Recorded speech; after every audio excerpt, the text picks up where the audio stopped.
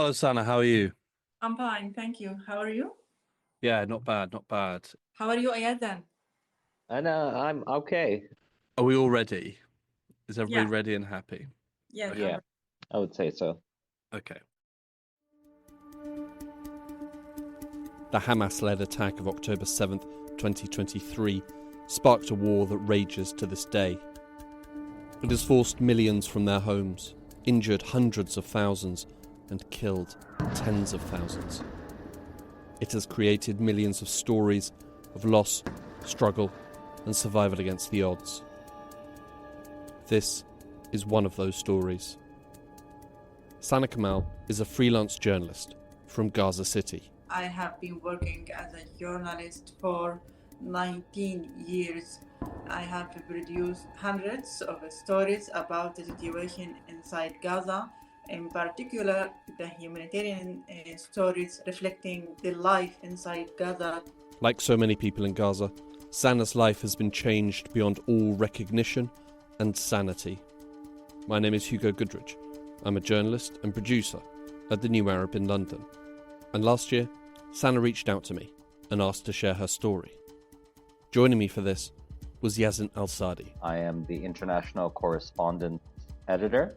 I've been working with the New Arab for more than 3 years now, and I've been working in journalism less than Sanaa, actually. I've been working for about 15 years.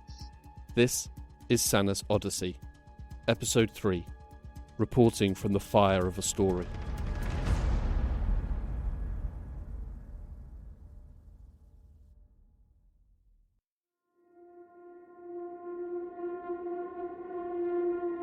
The war in Gaza has wrought untold damage on the coastal enclave and its people.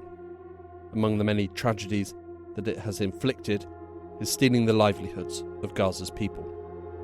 Just among Sanaa's family, 3 of her brothers lost their job at a factory, another brother lost his job as a mechanic, and another lost his job as a musician. Sanaa alone kept her job as a journalist and became the family's breadwinner, supporting 28 people. When I was a student at the university, I started my education in university with IT. And I wasn't a journalist, but all the time I believed that I would like to be a policewoman. Sanaa's father had been a policeman in Gaza. But because of my family rejection to be a policewoman, mainly during the Palestinian Authority that was leading Gaza, I decided to turn from the IT to the journalism because I thought at that time that maybe to be a journalist you would have more power, you would have more space to search for the truth and to search about the actions that were doing around me. So I decided to be a journalist. At the time, corruption was a serious problem in Gaza. The most thing that attracted me to the journalism profession is searching for the truth, because I believe that every person in this world have the right to know the truth and to live in a world that have clear and frank news around him or herself without any lies that would affect their lives, mainly for those people who live in buffer zones and who live in areas that don't have stability for their locals and residents. Sanaa began her career working as a freelance journalist when she was 19. Once I decided to be a journalist, I decided also to not work in any Palestinian outlet. Why? I tried to work with maybe Arab and international outlets just to be not under the Palestinian rule or the Palestinian power, because earlier I realized that when I would like to work with any Palestinian outlets, I have to be under their rules that would limit my power, that would limit my thinking, in addition that will not allow me to think out of the box. And this is would limit my freedom, because all the time I'm seeking for the freedom also, not only the truth. All the time, I believe that without freedom, we will not live in peace in our life. Sanaa's driving force in journalism is justice. I believe that there is nothing easy in this life. Everything in this life have many challenges, many difficulties that we will face, and the challenge just to pass it and to cross it, or maybe to take what we would like to get in our own, either in our thinking, in our own ideology, in our own beliefs, in our own life. Everything have many challenges. So maybe because my father was a policeman and he all the time told us you shouldn't be under the power from any other person.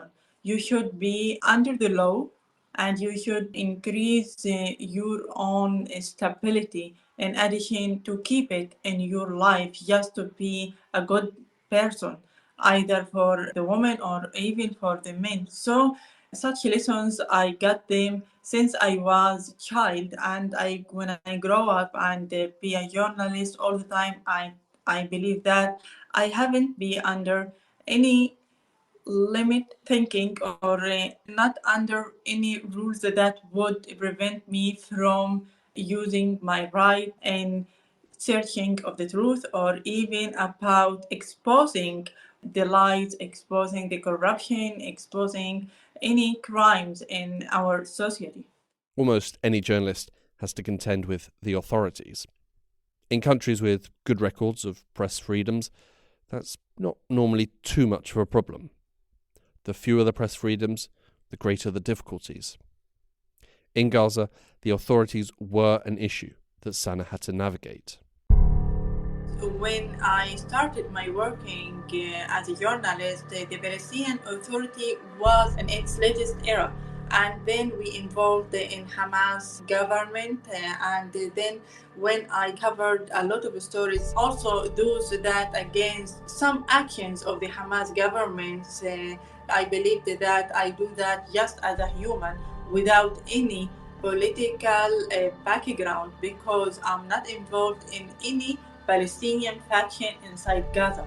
So when they rejected me and when they tried to accuse me about I'm working with foreign policies, every time I proved for them no, I'm working against the corruption. I'm working against something that it's rejected by our people. So I'm caring about my people. I'm not caring about any foreign policies, and they didn't prove or can't accuse me for this. When it came to the Hamas authorities, Sanaa had to walk a fine line. Despite I have a lot of rejection and a lot of complaints of many persons who were leaders in Hamas government, but to be honest, I had a lot, and the other side, I have a lot of relationship and friendship with others, even those who were working with Hamas government, just because they believed me. They believed that I'm a Palestinian girl who really would like to live in Gaza and who really would like to be an ambassador for Gaza to change the type of the Palestinian people inside Gaza, as most of the people around the world only when they think that Gaza is living under the wars all the time and the times, and that the Palestinian people only can carry maybe the weapon, can carry the stones. By my stories, I proved that it's not totally true, even if I'm against their political ideas, but we have to be true and we have to be clear and frank with the world and to tell them the truth about the life inside Gaza. After 4 years of my working, I decided to focus only on the positive stories inside Gaza to change the ideology or to change the thinking of Gaza Strip and to let the world to see what are really the Gazans inside Gaza. And we have a lot of people who have positive ideas and who can think out of the boxes and who can build their own society based on the human rights. Sanaa had the best intentions with her work. acknowledge the problems, highlight the good, and shine a light on those making a positive impact. Sanaa was fierce in her work and fiercely proud to be doing her work as a Palestinian. I have never dealt with any story that I covered as a woman, because all the time I covered it as a human, because I believe about the equality between the woman and between the man. When I challenged some problems with the authorities, when they looked at me and told me, oh, okay, you are a woman, I told them, no, I'm not a woman, I'm a journalist. So you should deal with me and react with me as a journalist, not as a woman, because maybe I'm stronger than you and maybe I'm weaker than you. It doesn't matter who I am, if I am a man or a woman. But the basic thing that I depend on, that I'm not involved in any Palestinian faction that prevented the Palestinian authorities in Gaza to accuse me of working with other factions, because in Palestinian society we have a lot of division between the Palestinian factions. This is the main thing that I hold it all the time, and after many years of working I became that I was very correct to decide not involved in any Palestinian faction, just to protect myself from any internal accusation from the Palestinian authorities. During her career, Sanaa did have run-ins with the authorities who would rather she cease her work. But there was someone far more powerful than the Hamas authorities who continually pushed her forward: her father. When I criticized what's happening inside Gaza, mostly my mother, who concerned and worried about me than my father when he was alive. She felt that you are a girl and you are a woman and you shouldn't do that. Either the Palestinian authorities or even the Israeli army would like to kill you. None of this world will help you. You should take your about yourself and about us and about everything in this life. But for my father, no. All the time he encouraged me to do what I believe in, even if I would like to criticize anyone, either the Israeli army, as I used all the time to criticize, not only to criticize, to accuse him of committing crimes against the Palestinian people, or even when I criticize the Palestinian authorities of their actions against the human rights inside Gaza. And he all the time told me that you are now a woman, an adult woman, who can decide and who can protect herself. But just when you cover any story, you should think about its consequences, and not only for your society, but also for yourself. So if you are ready to challenge the consequences, you can go ahead. If not, you should stop. Sanaa didn't stop, and the consequences of what it meant to be a journalist in Gaza became clear early on in her career. I realized that the journalists in Gaza are being attacked by the Israeli army since 2008. When the Israeli army tank attacked our cameraman colleague Fadel Sanaa, when he was filming a story about the Israeli invasion in the eastern areas of El Bureij refugee camp in the center of Gaza Strip. During the recent war in Gaza, much has been said about the targeting and killing of journalists. But this is not a new phenomenon. At that time, I was a new journalist in the field, and at that time, I realized that none of the Palestinian journalists, even those who are working with international outlets, are protected from the Israeli attacks. To be honest, at that time, also, I was afraid, and I felt that I wouldn't like to continue my journey in this profession because I may be killed by the Israeli army. But later, I decided to continue my profession and my journey in this career because I believed that I have a mission of continue the letter and the message of my colleague, the videographer and cameraman Fadil Shinna'a. Fadl Sanaa was 24 years old when he was killed by an Israeli tank. As a new journalist, the war of 2008 was a baptism of fire and blood. As her career progressed, the lessons would continue. Sanaa would learn much during the Great March of Return, a series of demonstrations held between 2018 and 2019. During the marches, protesters demanded the right to be able to return to their lands, which had been taken by Israel. War by war, I realized more and more the main goals and the main goals of the Israeli army to be killed. During the return march that were launched in the eastern areas of the Gaza Strip, when the Israeli army killed our colleague, and by the way, he's one of my best friends, Murtaja. When the Israeli army killed him, actually I was shocked and asked myself why they killed him and why the Israeli army decided to kill the journalists and the photographers despite they wearing their helmets and their press vests. Then at that time I believed that the Israeli army will kill us. Sanaa was right to be concerned for her safety.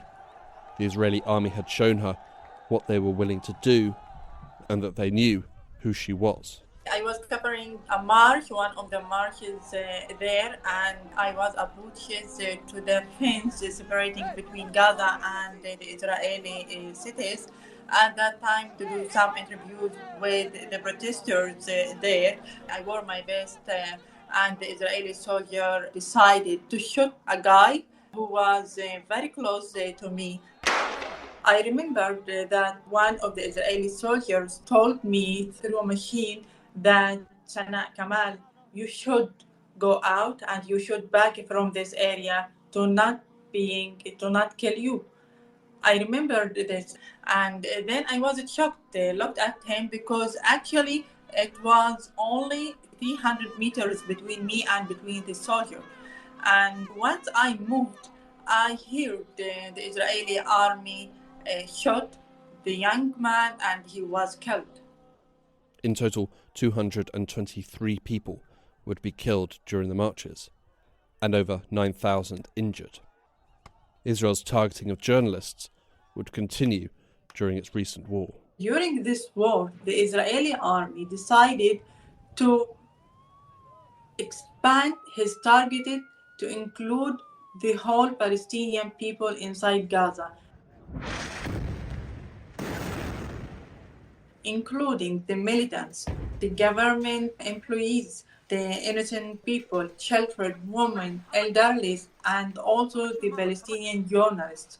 But during this war, we felt and we realized that the Israeli army put the journalists in the same level of the militants because the Israeli army accused them that they're trying to prove or to raise the narrative of the Palestinian resistance inside Gaza.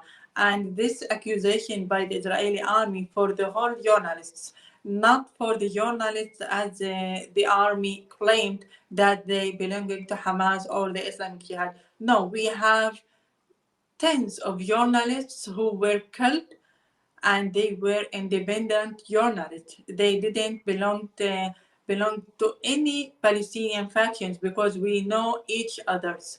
Being a journalist during this war came with added risk, and this increased risk didn't impact Sanaa alone.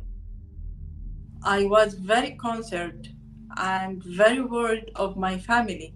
Many times I felt that maybe I'm the dangerous thing for my family that may be attacked by the Israeli army. I remember that when the Israeli army targeted the journalist, I told my family, we should sleep now because maybe it would be the last night for each other. maybe the army will attack us just because I'm a journalist, just because I'm trying all the time to expose the criminals and the crimes inside Gaza against the innocent people. Did you ever think about leaving and going to live separately, just in case? No, actually, because I know that if I leave them and live separately, far away from them, they will not live in stability because I'm their breadwinner and I'm the person who really caring about them and can help them to cope with their dire situation during the war. In addition, my mom didn't like to let me go far away from them, even if I remember that I told my mother that I would like to live inside the office, my office in the Ramal neighborhood, just to protect them from any attack, and she rejected that and told me, you will never leave our house. We will live together and we will live together. In addition, we will die together. Sanaa was one of a number of journalists working in Gaza, all of whom had to adapt to the new realities when the war started. In peacetime, actually, the journalists in Gaza were busy. Every one of us was busy in his own stories, in his own companies or outlets that we were working with. I remember that we only saw each other during some events or even some public festivals that we used to cover it. But after that, everyone was busy in his own life. But that's different during wartime? Yeah, during the war, it's completely different because during the war, we used to contact with each other and to see where the journalists are gathering, normally gathering to work together in the same place because we believed that to be with each other, that would at least protect ourselves from the Israeli attacks because the Israeli army, when would like to attack any journalist, the army will not attack a gather of journalists like when we were dozens of journalists in the same place because I think the Israeli army will not try to provoke the world more than what he did during the war. As well as making adjustments to movements, Sanaa had to adjust what she was taking out with her into the field when she worked. During the peace times, I only talk with me, my mobile phone, a record, and the camera to document the interviews that I'm carrying out with other people. But during the wars, the main thing that I used to take with me, my Hamlet, the press vest, mobile, laptop, some alcohol sprays, maybe to have my own tools if I would face an emergency or being injured or anything, not only for me, but also for my colleagues who used to follow me on the ground to cover the situation. Sanaa's phone, laptop, camera and recorder all required electricity, which quickly became a scarce resource in Gaza. Once the Israeli authorities decided to cut off the electricity of Gaza directly, I declared the emergency of my work. So I bought battery, a power panel. It's a small solar panel just to charge my laptop through the sunlight. When the battery is running out and even the panel was broken, I decided to use my car battery. I take off my car vehicle battery and use it as alternative for the battery that was running out.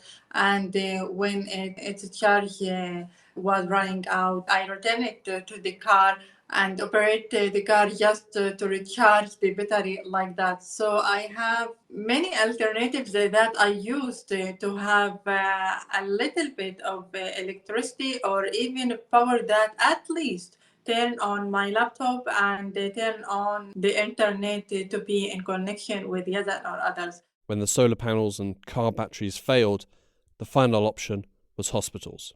With their on-site generators, when they were functional, they could be a useful resource, particularly when it came to getting an internet signal needed to file stories.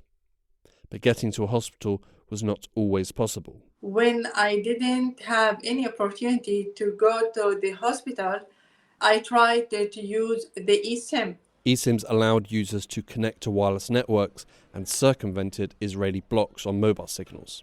But it's very difficult for me because to get the signal of eSIM, I have to go up of the roof of the building that I lived, and it was a building of 6th floor. But the Israeli army, when monitor anyone on up areas, Being on the ground in Gaza was dangerous enough, but being on top of a building was even more dangerous. the Israeli quadcopters or drones directly attacked them. I remembered also when I was in Rafah city, I tried to get the signal of eSIM through the balcony. An Israeli drone approached me, and it was only a few meters between each other. I looked at it, and to be honest, I thought that it will attack me for sure.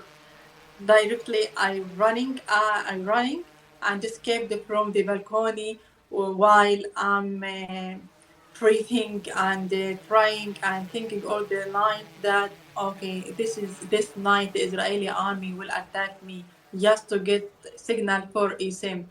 After that, I decided to not try to get any signal of electronic SIM and to keep going to the hospital, at least to be with other journalists. Even if the Israeli army will attack them, they will not attack the whole gather of the journalists. When the Israeli government started to put pressure on the companies who provided the eSIMs, they ended the service for the people in Gaza. Sanaa did her best to keep in contact with some of the people who had been scattered by Israel's war across the Gaza Strip. But for her work as a journalist, she had to be in contact with her editor, Yazin al-Sadi, who was based in Beirut, Lebanon. You're an editor, Yazin. You're the New Arab's international editor. You manage a number of correspondents. The last time, in the region anyway, that we saw a conflict that came even close to this was Syria. Had you ever managed a journalist working in this sort of environment? And then also how do you manage a journalist working in this sort of environment? Or did you just have to learn as you went along? I've worked with people in similar environments, let's say, which were devastating. At the same time, this was a very particular environment because the magnitude of violence and danger is very heightened. We're looking at not just a war, but a genocide. So already the dangers that exist in a good old natural war is is like times 1,000 times, there is no barrier. And I learned that by doing, right? It wasn't really a course or anything of that sort that I took beforehand. It was just the experience of working journalism in the region with all the events that followed. So that was sort of my background. And then working with Sanaa, there were very particular difficulties. I mean, for me, my main concern was her security, which I had no control of as someone far away. But I was worried about her security in terms of what she was capable of doing in that environment, as well as how safe she was, and just touching base from a day-to-day level. So it was engaging on that front as her editor and to support her. I think one of the things that I try to see beyond just getting the story is the journalist behind the story. So, like, what was the impact on Sanaa? How was she doing? When I would ask for like a breaking news, I would also be sensitive about is she capable? And it's okay if she's not capable. She's under a genocide, you know? but there's always that tension. I wonder about this as well, because there's always the bigger question that happens in capitalism, right? The obligation to be productive. But I think for me, I'm not a capitalistic person, so I tend more to my obligation to my colleague more so than to produce right away. Did you ever either actually tell Sanaa enough? Stop your job. It doesn't matter. Just leave. Just try any way you can to leave and get out. Or did you consider? Was there any point that you considered saying, you know what, Sanaa, this just isn't worth it anymore? I mean, it was an ongoing conversation with Sanaa. I totally respected what she wanted to do, right? Like there were points where she wanted to go back to Gaza City. We were talking about that. From Rafah. And from Rafah, to go back, to sneak into Gaza City, to go back to her office and apartment, even if it's damaged, to cover the story there. And I took that into consideration. We spoke frankly, it is dangerous. There is a security thing, but I respect you as an adult. And you've been doing this for a long time, so you can tell me. At the same time, I'd always advise, right? Like, so there were personal impacts, right? Don't forget, Sana is a human being. She lost family and colleagues. So we would talk about that. I'd be like, okay, take a day to mourn, Hmm. or take the time to mourn. Or if you feel like you can do the story, let's write about them, because it's using journalism to process what is happening, but also doing journalism, right? That is the story. So it was always that sort of kind of interaction with Sana. In terms of her leaving Gaza, I mean, again, it was always a conversation. When she needed help, I tried to help as I could. I like talked to her about it, see what connections I could bring to the table. Hmm. And I just tried to follow up on the process, right? To always try to be updated in terms of her movements and understand where she's going, what's happening, what's her state of mind. That's the role I was taking on. And to give her the credit that is due, because she was doing journalism, and she was also doing journalism because it was a sense of urgency and duty from her parts, and it was her job.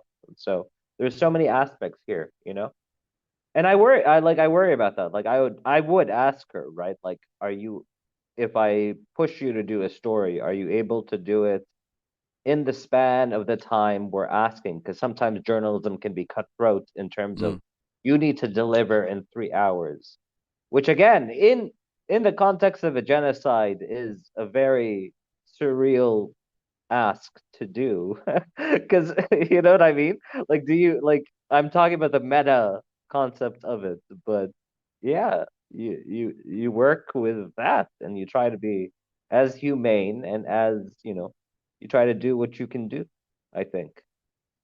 How did you find Yaz and Sanaa? I mean, was he helpful, or was he that nagging voice on WhatsApp, and you just really wanted to get on with it and be left alone? Or During the war, my relationship with Yazan, mainly the friendship relation with Yazan, has been increased because of the war. Because to be honest, Yazan is one of the three people who really I only responded to them during the war because of the war, and because of a lot of missions that I have to do. I decide to ignore the social media and to ignore all the messages that I received from a lot of people, not because anything, just because I don't have time, and I don't want to put myself under the pressure all the time, because most of the people would give you some negative energy, and I didn't want to get this energy.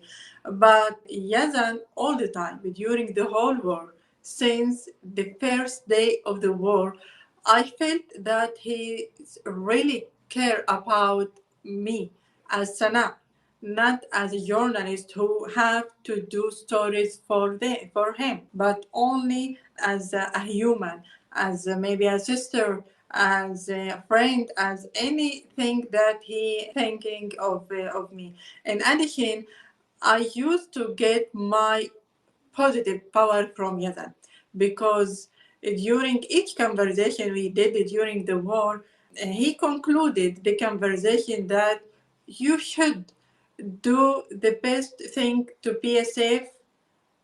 This is the most important thing for me. I didn't want you to write stories. If you can't do that, the work will be done. In addition, sometimes because of the war, maybe I felt that I didn't produce a lot of stories for him. But every time he told me, no, you did very good work, and I appreciate that. While I was worried about my working, he was encouraged me to continue. While I was worried of my family, he encouraged me to take care of my family.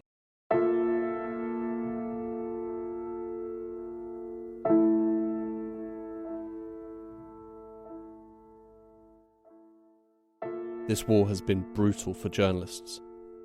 While Israel denies it has deliberately targeted journalists, since the start of the conflict, a deeply disturbing trend has developed. When I hear or when I think about the high number of the Palestinian journalists who were killed by the Israeli army and how the international and Arab deal or react with such high number, I believe, unfortunately, that we became numbers for the world. That let me down all the time. But in turn, despite the Israeli army killed a high number of journalists, we have a lot of Palestinian activists in the ground who turned to journalists or to field journalists during the war, despite they were not journalists only, but they became activists on social media, and they tried all the time to replace the journalists who absence or forcibly absence from the field. Like in the north of Gaza, we can see and we can know what's happening inside Bet Lahia and Jabalia and Bet Hanun towns in the north of Gaza through the social media activists, not through the journalists, because most of the journalists either were killed or were expelled from their areas. I believe that as Palestinians, we all the time have alternatives. All the time we have the mission to tell our stories to the world.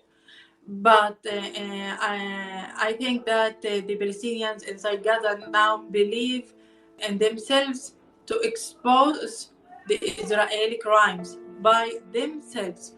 The basic goal for the Israeli army when killed the high number of journalists to make the situation in Gaza darkness.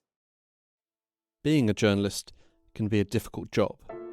It's a job, like many others, that brings with it a lot of responsibility.